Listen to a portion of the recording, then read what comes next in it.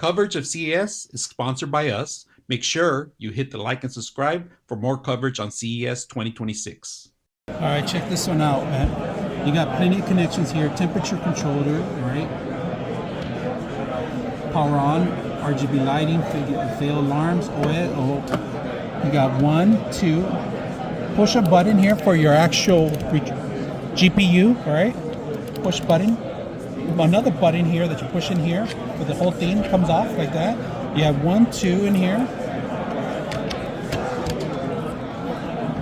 And of course, this one base comes in here too, and it comes off too, but it's in here, right here. And then you have 1, this one 2, this one goes on this side too, I believe.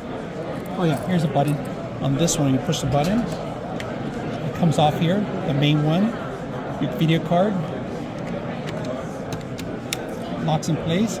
On this one right here, comes out of here. Oh man, there's so many of them in this one. See that? There it goes. There it goes. Locks in place. This plate hole comes out. I like this push of a button. Let me show you from the other side view, all right? So push button, plate comes off. Got 1, 2, 3, 4 M.2s that you can put in here, NVMe's, all right? Releasing video card.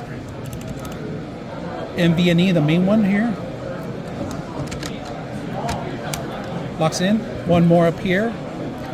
2 for your memory, DDR5s in here.